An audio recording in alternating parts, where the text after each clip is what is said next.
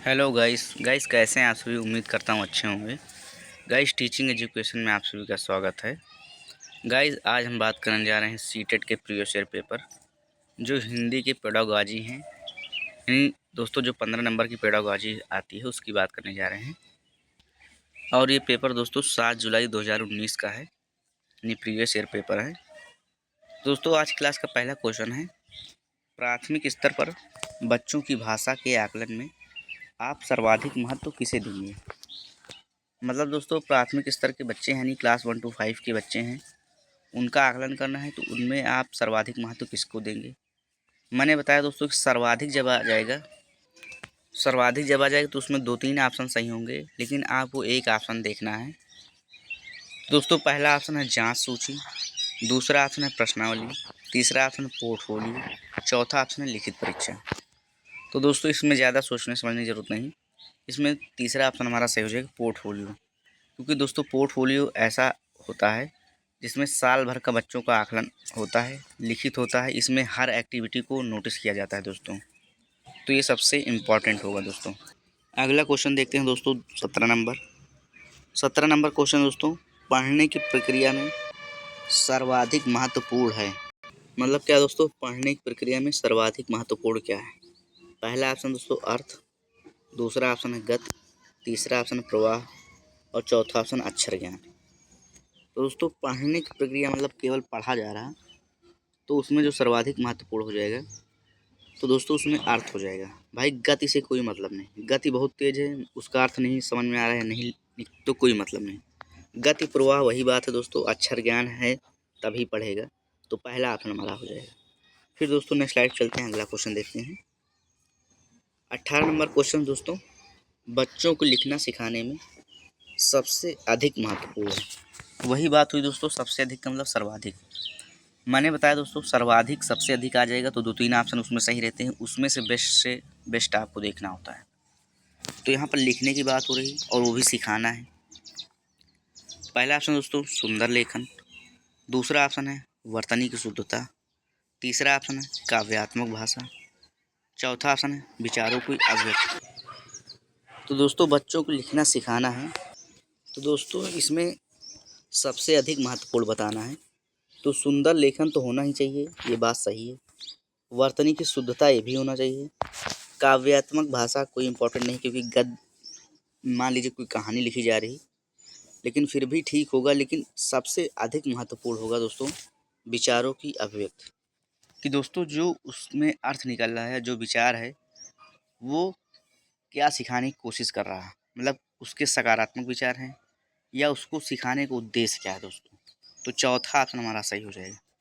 फिर दोस्तों next slide चलते हैं, अगला क्वेश्चन देखते हैं।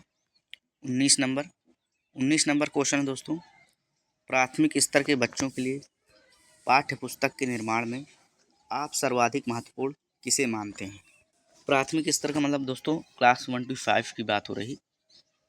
तो यहाँ पर पूछा जा रहा क्वेश्चन में कि बच्चों के लिए पाठ्य पुस्तक के निर्माण में, मतलब प्राथमिक स्तर की बच्चों की पाठ्य पुस्तक आपको तैयार करना है, तो इसमें सर्वाधिक महत्वपूर्ण क्या होगा।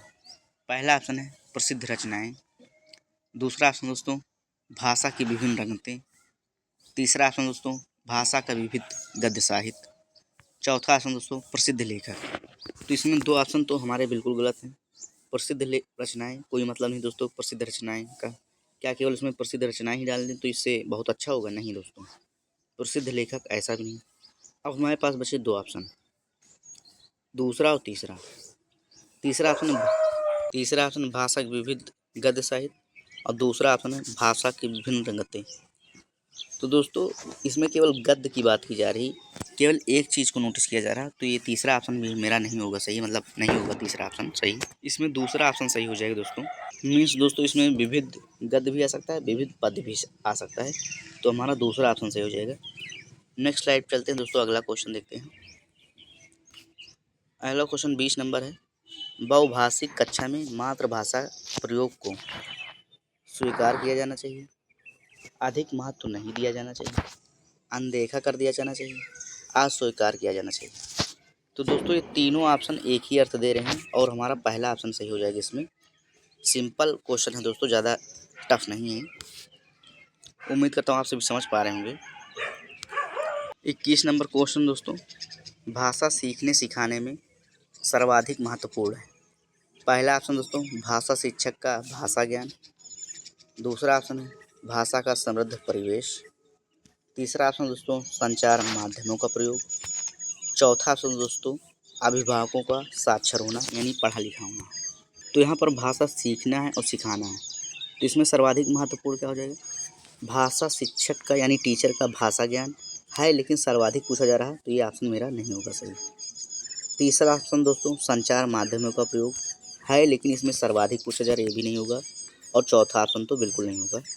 हमारा दूसरा ऑप्शन हो जाएगा दोस्तों, भाषा का समृद्ध परिवेश, यानी एटमॉस्फेयर ऐसा होना चाहिए जो सीखने सिखाने के लायक हो। अगला क्वेश्चन देखते हैं दोस्तों, 22 नंबर क्वेश्चन दोस्तों, भाषा कौशल के संबंध में कौन सा कथन सही नहीं है? पहला ऑप्शन दोस्तों, भाषा कौशल एक दूसरे से संबंधित होते हैं। दूसरा ऑप्शन है भाषा कौशल एक क्रम में ही अर्जित किए जाते हैं। तीसरा ऑप्शन दोस्तों, भाषा कौशल एक क्रम में अर्जित नहीं किए जाते। चौथा ऑप्शन दोस्तों, भाषा कौशल एक दूसरे को प्रभावित करते हैं। तो यहाँ पर दोस्तों नहीं पूछा जा रहा। अगर यहाँ पर नहीं मतलब नहीं होता, पॉजिटिव पूछा जाता, तो इसमें हमारे कई ऑप्शन सही हो जाते, लेकिन यहाँ पर नहीं पूछा जा रहा, तो हमारा तीसरा ऑप्शन हो जाएगा सही कि भाषा कौशल एक क्रम में अर्जित नहीं किए जाते। ये गलत है दोस्तों, और यहाँ पर यही पूछा जा रहा। भाषा कौशल एक क्रम में ही अर्जित किया जाता है दोस्तों, सुबह पल सुनना, बोलना, पढ़ना, लिखना। दोस्तों नेक्स्ट स्लाइड चलते हैं, अगला क्वेश्चन देखते हैं। अगला क्वेश्चन 23 नंबर है, बच्चों के भाषा प्रयोग में होने वाली त्रुटियों के संबंध में कौन सा कथन उचित नहीं है? मतलब जो भाषा का प्रयोग हो रहा है बच्चों के, उसमें जो गलतियां हो रही, इसमें कौन सा सही नहीं, ये बताना है। पहला ऑप्शन दोस्तों, त्रुटियों का अर्थ है भाषा ज्ञानता। दूसरा ऑप्शन दोस्तों, त्रुटियां बच्चों की मदद का मार्ग तय करती हैं। तीसरा ऑप्शन दोस्तों, त्रुटियों का अर्थ नहीं है शिक्षक में कमी। चौथा ऑप्शन दोस्तों, त्रुटियां सीखने की प्रक्रिया का एक पड़ाव है। यहाँ पर ध्यान दीजिए दोस्तों, नहीं पूछा जा रहा है। तो जैसे दूसरा ऑप्शन, त्रुटियां बच्चों की मदद का मार्ग तय करती हैं, बात सही है, लेकिन यहाँ पर नहीं पूछा जा रहा, तो गलत हो जाएगा दोस्तों। तीसरा ऑप्शन है, त्रुटियों का अर्थ नहीं है शिक्षक में कमी, बात सही है दोस्तों, लेकिन नहीं पूछा जा रहा, कट जाएगा।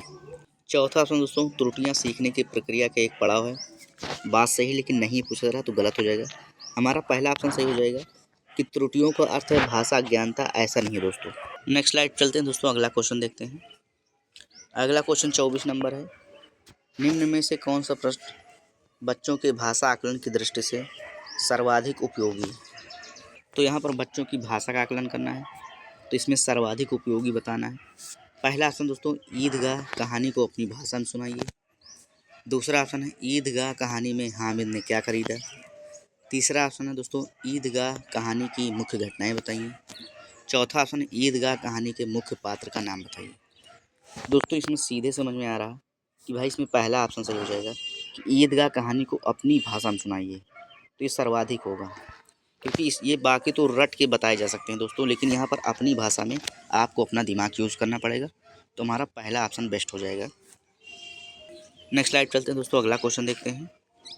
अगला क्वेश्चन दोस्तों, बच्चों में भाषा सीखने की क्षमता अनुकरणीय होती है, बिल्कुल भी नहीं होती है, जन्मजात होती है, अर्जित की जाती है।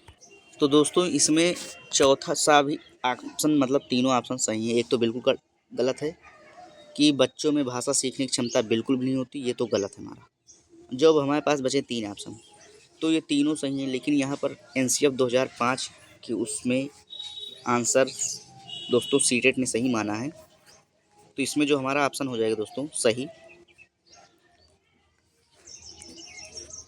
कि दोस्तों बच्चों में भाषा सीखने की क्षमता जन्मजात होती है। उम्मीद करता हूँ दोस्तों आप सभी क्वेश्चन समझ पाए होंगे। दोस्तों वीडियो को ज़्यादा से ज़्यादा शेयर कर दीजिएगा, चैनल को सब्सक्राइब कर दीजिएगा। आप सभी अपना ख्याल रखिएगा। थैंक यू दोस्तों, हम सभी अगली क्लास में मिलते हैं। थोड़ा बहुत आवाज़ के लिए दोस्तों माफ़ कीजिएगा।